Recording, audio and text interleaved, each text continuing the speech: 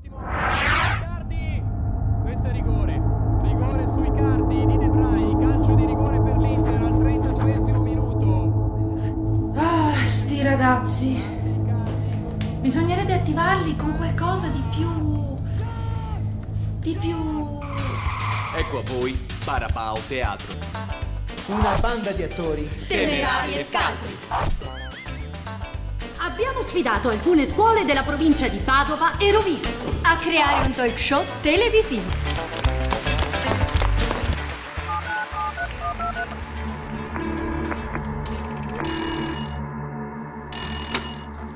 SOS Barabao Teatro? Sì? Sì. Partiamo subito.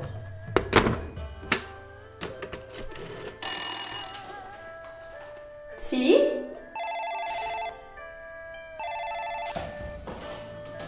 Sì. Sì. Ragazzi, vi voglio subito in ufficio.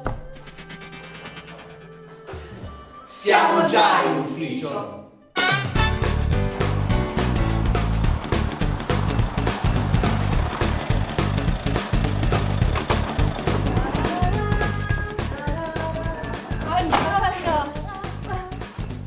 Buongiorno. Ciao, Cristina. E allora seguiamo tutti la prova. Vai. Di qua? Di qua? Ok. Aspetta, però abbiamo forza lavoro. Vai. Io vado a vedere. Fai della classe. Storie in cattedra, stupida, e son le storie in cattedra, Sono le storie in cattedra, tupi tupi tupida. son le storie in cattedra,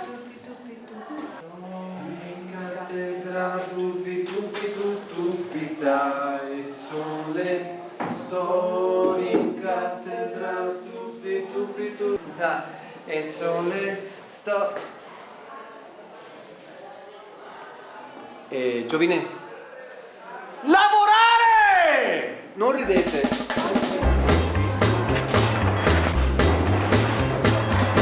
vai.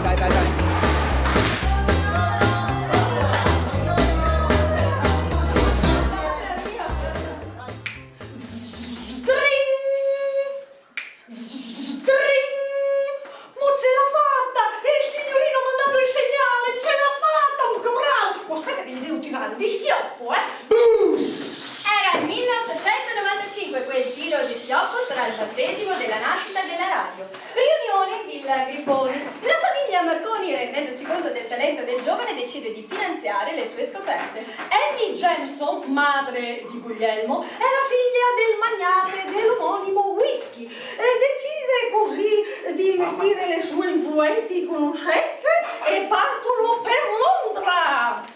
La la la la la la la la la la la la la la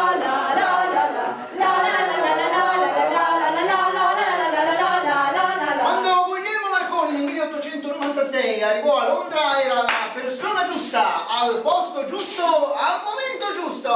Ma a quel tempo non era l'unico ad interessarsi di elettricità ed elettromagnetismo. C'era un vero fermento nell'ambito scientifico. In Russia, lo scienziato Popov stava costruendo la sua prima antenna verticale. In Deutschland, Heinrich Rudolf Hertz stava perfezionando il suo oscillatore hertziano. In USA, Tesla stava costruendo il sintonizzatore di onde radio. Ed è qui che Guglielmo Marconi ha l'intuizione. Prende l'oscillatore Hertz, il sintonizzatore di Tesla, l'antenna di Popov, le risistema, le riassembla e il 2 giugno del 1896 predeposita il suo primo brevetto. Sì! Perfezionamenti nella trasmissione degli impulsi e dei segnali elettrici per un sistema di telegrafia Senza fili. Ma le imprese di Marconi non finiscono qui, ne vuole tentare una mai provata prima, lanciare un segnale dall'Europa all'America. Si tratta della trasmissione dell'onda radio più lunga mai provata prima. Ok ragazzi, allora dobbiamo realizzare un vero e proprio talk show, ok? Qualcuno parla Ok? e l'altro intervista. Perfetto. Dietro le quinte vengono scritti i copioni. Chi vuol fare il giornalista? Le mani. Deve essere bello pimpante il giornalista, perciò signori e signori, guardando in camera, signori e signori, buongiorno e benvenuti a Storie in Cattedra. Storie in Cattedra, giornalisti seconda. Ciak! Azione! Signore e signori, buongiorno e benvenuti a Storia in Cattedra. Oggi parleremo di Guglielmo Marconi e le onde radio. Di cosa stiamo parlando? Delle persone da invitare a questo talk show. Io vorrei un personaggio della TV e mi piacerebbe Paolo Bonolis. Bellissimo. Mark Zuckerberg Cosa ha fatto? ha creato Facebook, cioè ha creato un social media che ormai praticamente tutti usano, soprattutto i giovani. Tu lo usi? No. No. Che devo fare? Scusate, abbiamo il nostro chef, il nostro chef di cognome Secondi. che fa i Primi.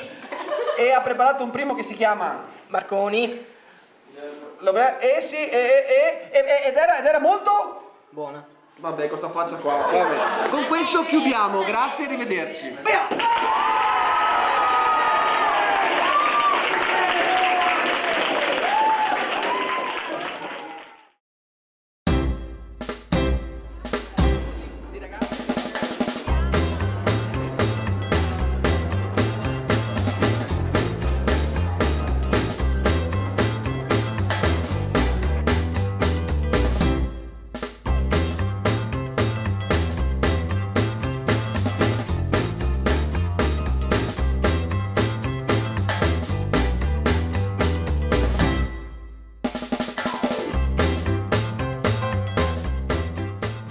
Storia in Cattedra, Giovanni Paolo II, scena 1. Bentornati a Storia in Cattedra. Oggi, da Pontecchio Polesine, parleremo di Guglielmo Marconi e delle onde elettromagnetiche. A 80 anni dalla sua scomparsa, che influenza ha avuto l'invenzione sugli usi e i costumi della gente? E sullo sviluppo delle comunicazioni? E quale impatto ambientale? I nostri ospiti ci aiuteranno a rispondere a queste domande. Salutiamo Angelo, divulgatore scientifico, Zach, esperto in comunicazioni. E poi Steve, esperto di mass media, e Melinda, esperta di software. E non dimentichiamoci di Alice, di Greenpeace, e l'alpinista Reinhold, entrambi guide alpine. Iniziamo con ciò che ha dato il via a tutto questo, l'idea, l'invenzione di Marconi. Angelo, ce ne parla? Guglielmo Marconi nasce a Bologna nel 1874. Suo padre era un proprietario terriero e viveva nelle campagne di Pontecchio. Davvero? Che coincidenza! Sarà un segno! Posso continuare o ne ancora per molto? Mi scusi, mi sono lasciata prendere dall'entusiasmo. La madre era una giovane irlandese, nipote del fondatore di una famosissima distilleria, che venne in Italia per studiare il bel canto. Ma dai, anche io canto, che coincidenza, sarà un segno! Ma andrà avanti così? Mi scusi, è un eccesso di entusiasmo. L'aver avuto una madre irlandese permette di comprendere le molte attività che svolse in Gran Bretagna e in Irlanda. Tipo andare al pub? Ora ci si mette anche lei. Si dice che Marconi lesse degli esperimenti di Hertz e gli esperimenti di Tesla. A quel punto capì che le onde radio potevano essere utilizzate per comunicazioni senza fili. Poi migliorò il dispositivo e il resto è storia. È in Inghilterra, My Wonderful Country, che venne installata la prima rete di comunicazione fissa e i primi 2 radiotelegrammi della storia vengono spediti. L'aspetto più importante dell'invenzione della radio, da subito e ancora oggi, è la possibilità di comunicare nel momento del pericolo. Quello è secondario. Il servizio di radiotelegrafia senza fili venne subito usato dalle imbarcazioni per inviare alle redazioni di giornale i risultati della Coppa America. Va bene, però almeno ricordiamo che nel 1912 i 700 superstiti del naufragio del Titanic vennero salvati solo perché il marconista riuscì a inviare la richiesta di soccorso. E lei, Reinhold, a questo proposito, che ne pensa? Oggi fantastico è il sistema GPS, che viene utilizzato anche per il posizionamento e il soccorso. Meravigliosa invenzione, ma a quale costo? Tu, Reinhold, non ti lamenti sempre del paesaggio deturpato? Antenne, ripetitori dappertutto, anche sulle cime delle montagne. Sì, è il prezzo da pagare, ma si potrebbe fare rispettando l'impatto ambientale, in modo che la mano dell'uomo si integri con la natura. Credo che a tal proposito Steve e Melinda ci possano dire la loro. Beh, è evidente che questi dispositivi di comunicazione hanno migliorato la nostra vita quotidiana. Inoltre pensiamo all'enorme sviluppo di software e app che ormai hanno cambiato la nostra vita. Anche Marconi del resto lo aveva predetto nel suo discorso tenuto in occasione della consegna del premio Nobel.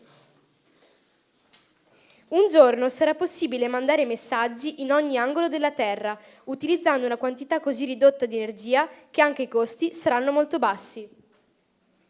A proposito di comunicazione, pensate com'è diventato piccolo il mondo.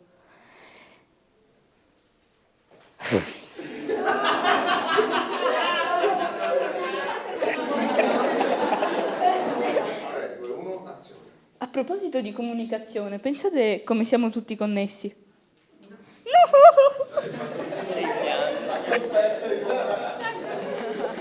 Scena 7. Mamma mia, perentoria, decisa. Azione! A proposito di comunicazione, pensate com'è diventato piccolo il mondo. Siamo tutti connessi? Già lo era prima, ora poi... Sì, ma di certo quando lo scienziato muore nel 1937 e la sua invenzione aveva rivoluzionato il mondo, non avrebbe mai potuto pensare che un abitante qualsiasi della Terra avrebbe potuto comunicare fino all'altro capo del mondo. Mi piace ricordare queste parole. Abbiate il coraggio di seguire il vostro cuore e il vostro intuito. Loro di certo vi guideranno a ciò che vorrete diventare. E dopo quest'ultimo intervento che ci trova tutti d'accordo, ci salutiamo. E vi diamo appuntamento alla prossima puntata di Storie in Cattedra.